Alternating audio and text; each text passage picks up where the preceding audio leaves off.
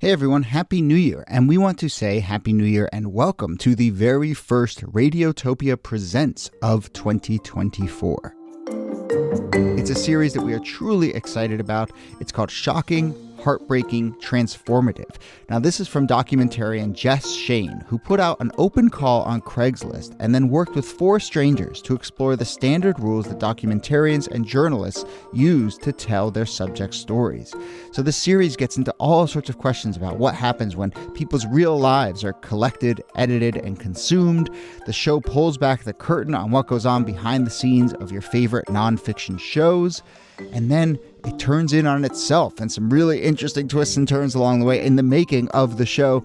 I've gotten to know Jess a little bit over the making of this show. Every time I chat with her, there's a new wrinkle to this story. It is really incredible. So go check out the new Radiotopia Presents series, Shocking, Heartbreaking, Transformative. It is out now on your favorite podcast platform.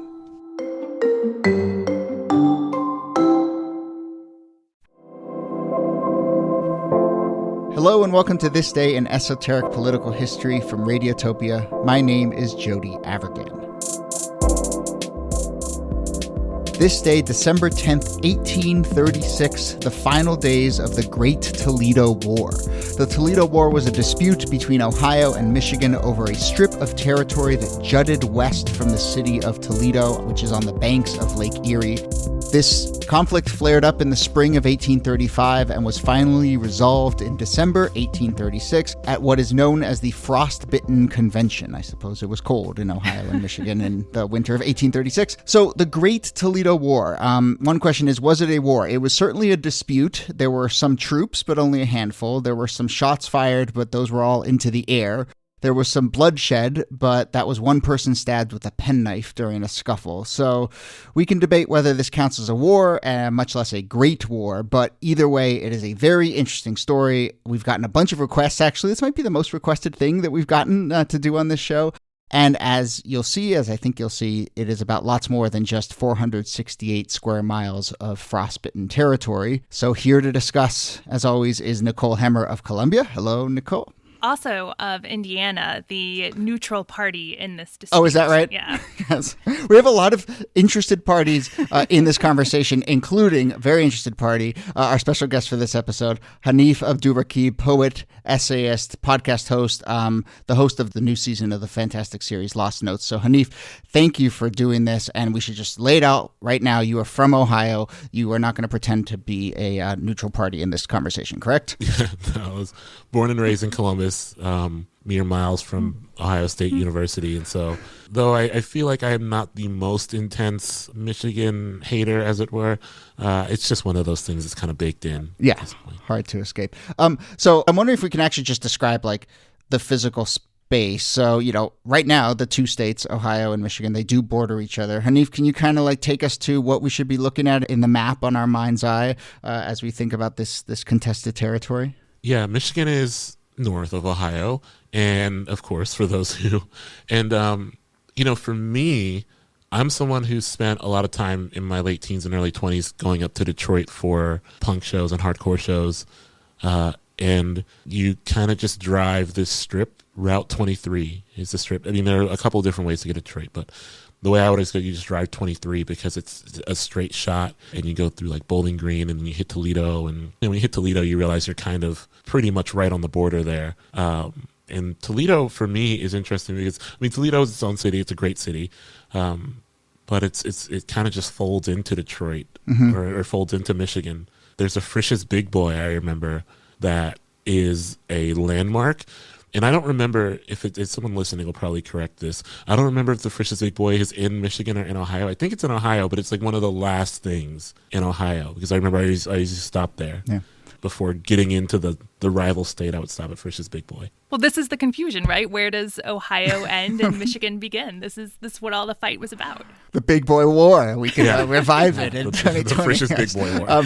And so, Nikki, the context here, the political context, I guess one thing worth pointing out at this time, Ohio is a state, Michigan is not.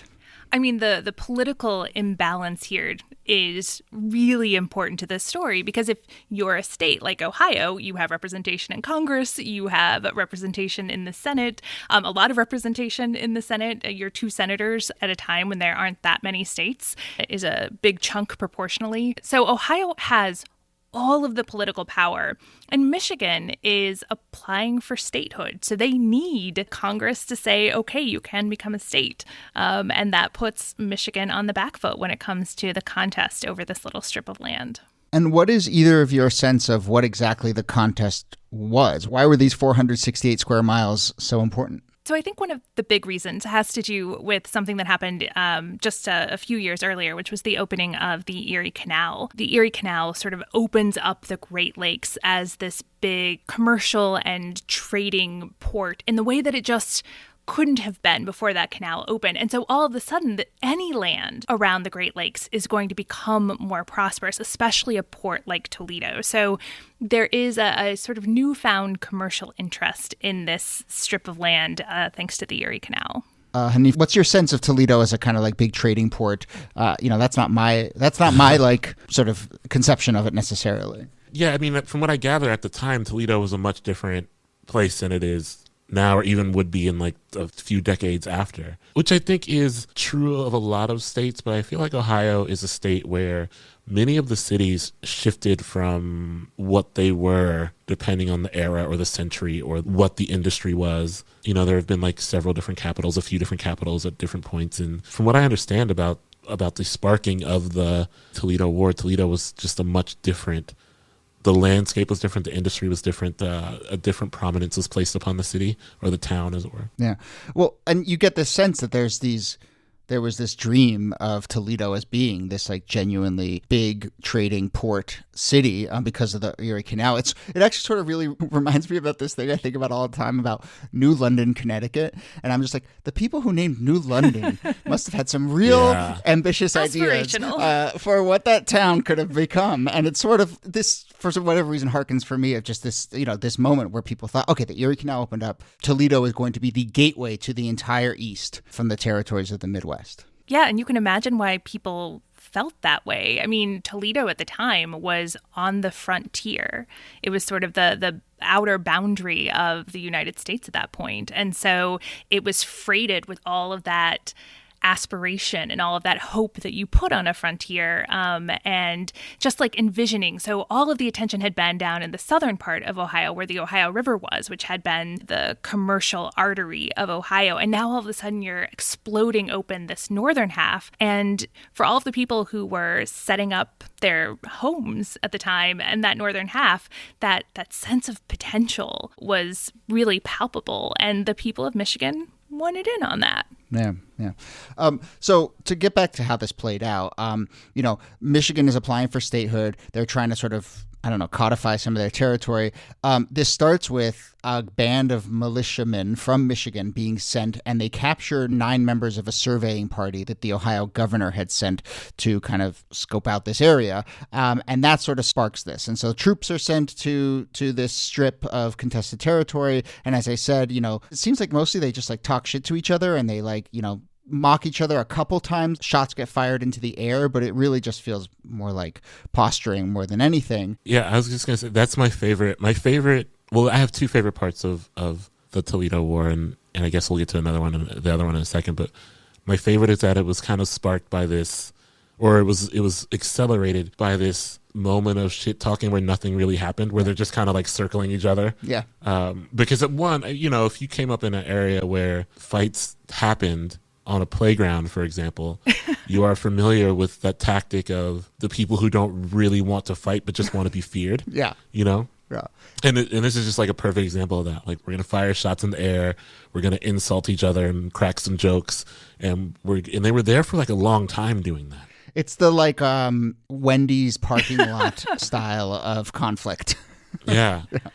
But they gussy it up, not only calling it the Toledo War, but they call like that instance you were talking about, Jody, of the militiamen capturing these members of a surveying party, the Battle of Phillips Corner. And like, Show me a battle. Show me like a shot fired in that moment that would escalate it to this kind of language. But they were really, really pumping up the warlike sound of all of this. I haven't looked it up, but Phillips Corner is probably like a mall or something at this point. Yes, you can still, where you can still go and have that sort of that posturing and so forth. So yes, they're taunting. Exactly. So wait, what's your other favorite detail from this skirmish, Hanif? Oh, the penknife. Yes, wielded by someone named Two Stickney, which is a great name if you are the stabbing type, which apparently he was. And he was the son of the Major Benjamin Stickney, and brought a penknife to a gunfight, as it were. Yeah, I mean, there were so many good details here. So this was all a result of a deputy sheriff in Michigan deciding that he'd kind of had enough. He goes into Toledo to arrest Major Benjamin Stickney, and Stickney and his family are arrested. And yes, Stickney's sons are called 1 and 2 Stickney. And 2 Stickney is the one who ends up pulling out a penknife in the scuffle and stabbing the sheriff. And that's about as serious as the violence in this war gets. So there is, I think I read there's reporting that there was another incident where a cow was shot, and then the woman whose cow was shot broke the arm of the guy who shot it, and that's sometimes included in the list of casualties from the war. But this incident with the deputy sheriff and the penknife, none of the injuries were life-threatening according to the historical record. Yeah, not at all, right? They was just kind of like inconvenient. So there was bloodshed technically, but it was mostly just like, a Band-Aid can go over this and we'll be fine. Yeah. And Niki, I mean, we sort of talked about this. Who did we talk about this with? Just like this sense of, in the new territories, just like a lot of male energy without much place to go. And so while there is this sort of larger political project of turning Michigan into a state, there are a lot of people just like who think of themselves as frontiersmen who are just kind of like running around stabbing each other with penknives and firing guns into the air. Yeah, well, I think we talked about this when we talked about the duel that Abraham Lincoln was involved in, again, out on the frontier, shooting weapons, but not really at anyone, just trying to get at a little bit of that male aggression. But we should also say that in addition to these skirmishes, Michigan was trying to bribe is probably too strong a word, but trying to convince the federal government that it should just give it this extra land, this disputed Toledo territory. And one of the ways that it did this was to name 10 of its counties after members of Andrew Jackson's cabinet, in the hope that by honoring these men with the names of these surrounding counties, that they would be wooed over into Michigan's columns. So that's why you have things like Calhoun County and Jackson County and Van Buren County in Michigan, because they were trying to just sort of complement the Jackson administration. Now, the Jackson administration actually wanted Ohio's votes more than it wanted Michigan as a state, so that didn't work. But that legacy is still written in the names of what are known as the cabinet counties. Fascinating. So and esoteric. Yes, and esoteric. Nicely done. So, how does this actually end up resolving itself? Because Michigan, as people know, is a state. So can we say that Michigan ended up prevailing here? What's your sense, Niki? My sense is that Michigan does indeed prevail in a sense, which is to say it does not get that land. That stays with Ohio. Michigan has to forfeit it in order to become a state. But as kind of a parting gift, or as a consolation prize, they get a big chunk of the Upper Peninsula. And at the time, nobody knew that the Upper Peninsula had anything good in it. But later on, they would find out that it was actually really worth having. And that's because they end up discovering a bunch of copper and iron in that region, and it becomes pretty valuable. Yeah.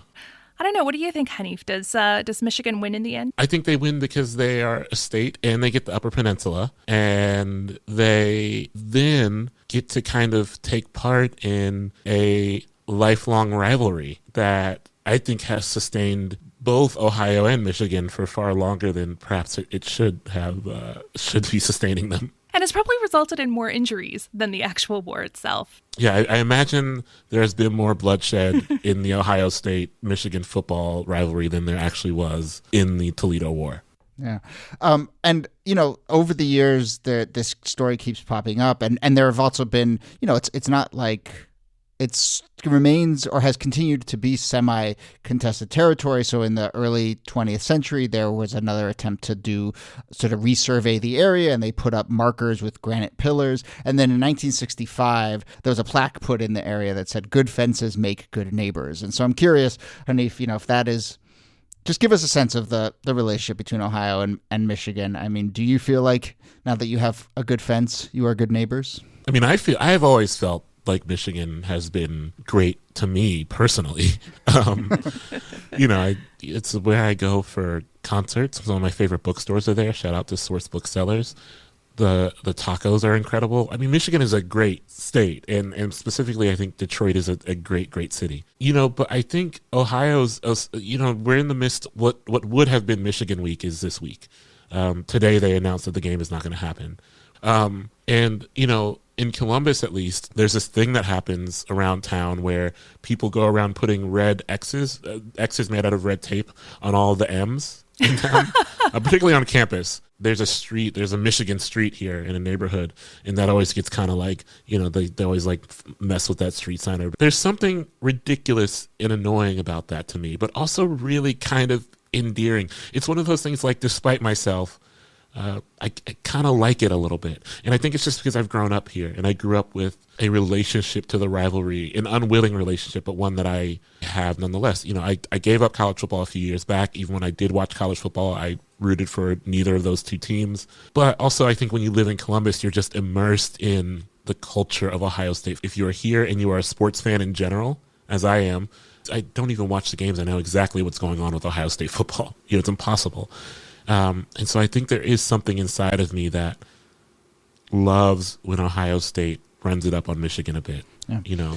And not to make you the the spokesperson for all of Ohio here, but you are a guest, and so we're gonna make you do that. But Ohio has always struck me as a state that, like, maybe other than like maybe California, feels to me at least like it has interstate identities and interstate rivalries, and just sort of I'm curious what you make of that, and whether you feel like you have Ohio pride or Columbus pride, and how that then intersects with rivalries with other states.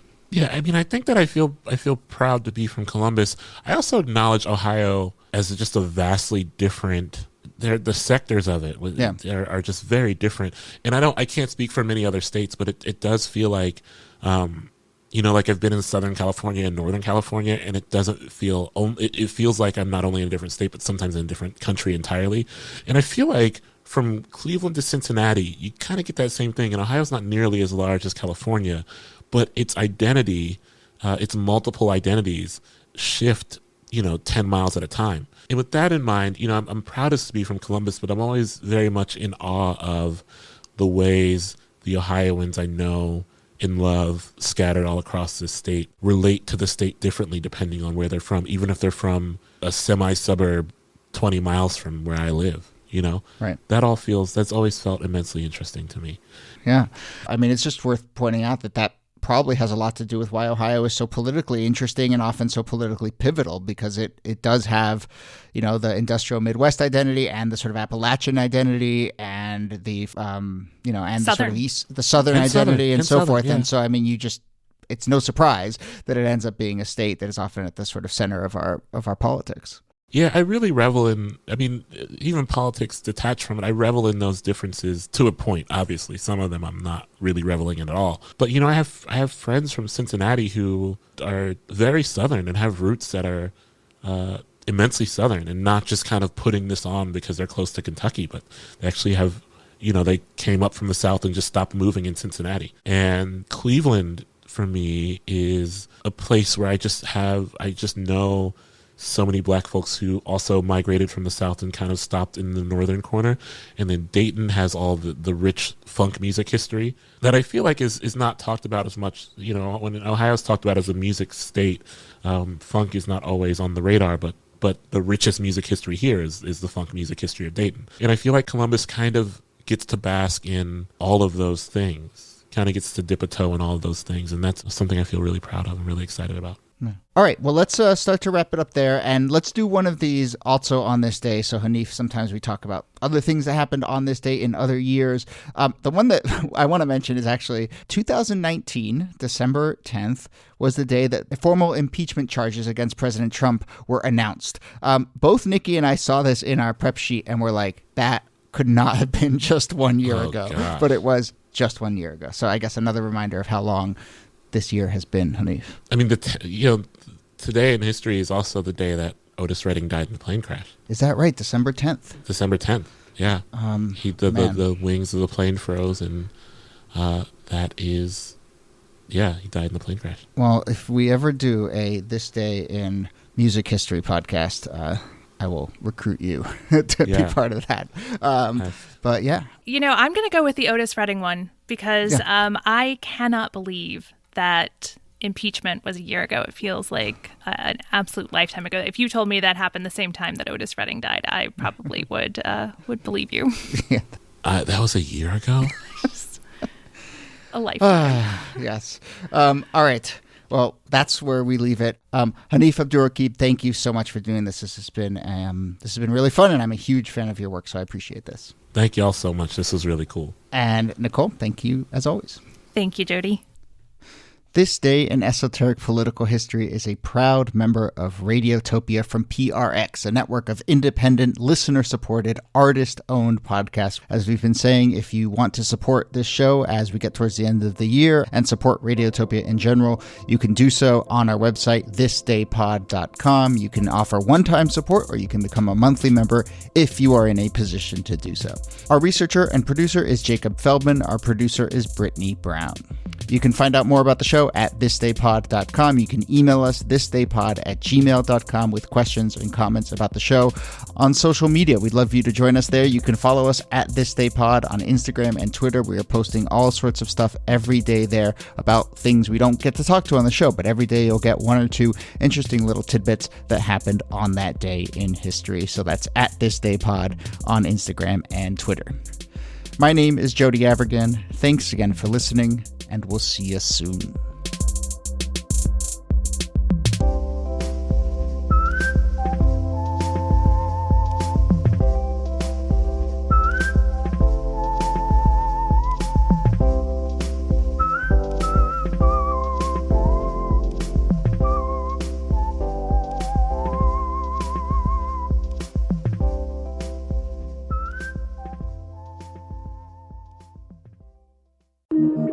Radiotopia from PRX.